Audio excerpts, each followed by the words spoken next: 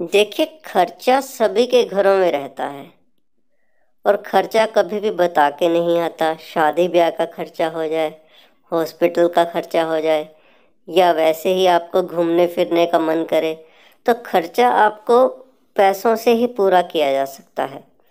तो इसीलिए bank of India का गोल्ड लोन और पर्सनल लोन, ये दोनों ऑप्शन आपके सामने रहते हैं।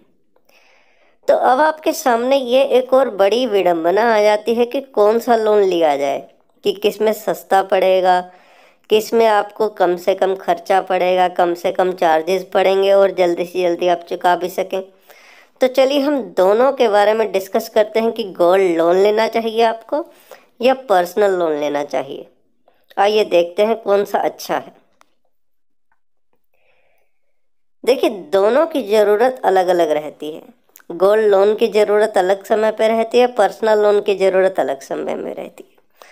पर जिसमें सिक्योरिटी रहती है वो गोल्ड लोन रहता है, और सिक्योरिटी वाला लोन हमेशा सस्ता रहता है।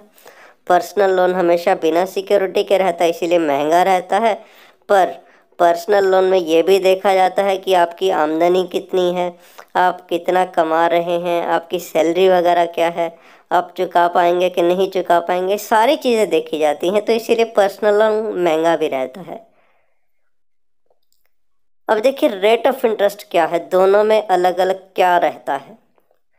गोल्ड लोन के अंदर जो रेट ऑफ इंटरेस्ट रहता है वो 8 से 10% के आसपास रहता है, और पर्सनल लोन में 10 से 14%। जैसा मैंने पहले कहा कि गोल्ड लोन में सिक्योरिटी रहती है, इसीलिए ये सस्ता रहता है, और पर्सनल लोन क्योंकि बिना सिक्योरिटी के रहता है, इसीलिए ये महंगा रहता है थोड़ा सा। फिर आ जाइए कि कौन सा लोन जल्दी मिलता है। देखिए, जो पर्सनल लोन है वो 24 घंटे तक का समय ले सकता है। रीज़न क्या रहता है, उसके लिए बहुत सी आपको कार्रवाई करनी पड़ती है। आपके डॉक्यूमेंट्स वगैरह चेक होते हैं, आपकी सैलरी स्लिप चेक होती है, आपका कौन से बैंक में अकाउंट है, आपकी सैलरी आ रही है नहीं आ रही है टाइम पे, आपका सिबिल स्कोर कैसा है, सब देखा जाता है। पर गोल्ड लोन में ऐसा कुछ भी नहीं होता है। 3 से 4 घंटे में आपका गोल्ड जो है, गोल्ड की वैल्यूएशन करवाई जाती है, उसकी चेकिंग होती है, उसकी प्योरिटी देखी जाती है, और तुरंत आपके सामने गोल्ड को बंद करके सील्ड पैक में रख दिया जाता है, और आपको लोन दे दिया जाता है, पैसा दे दिया जाता है यूज़ करने के लिए। क्या क्या डॉक्यूमेंट चाहिए होते हैं? गोल्ड लोन में कुछ भी डॉक्यूमेंट आपको नहीं चाहिए होता है, सिर्फ पैन कार्ड, आधार कार्ड, आपके 2 फोटो, मात्र यही डॉक्यूमेंट हैं। पर पर्सनल लोन में आपकी ITR ज़रूरी है, सैलरी स्लिप ज़रूरी है, आपका बैंक अकाउंट की स्टेटमेंट, आपका सिबिल स्कोर, सब देखा जाता है।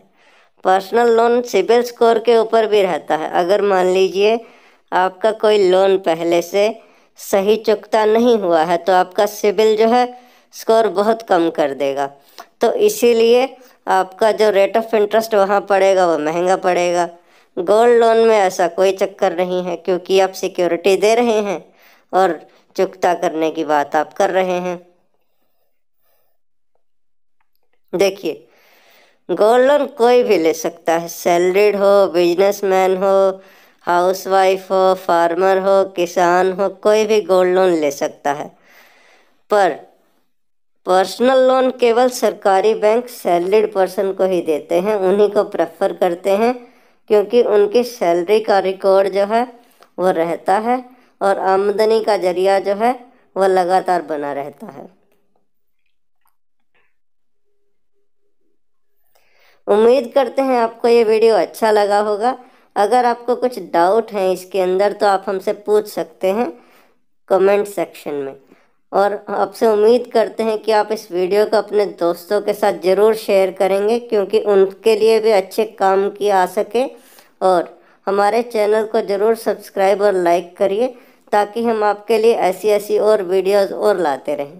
धन्यवाद।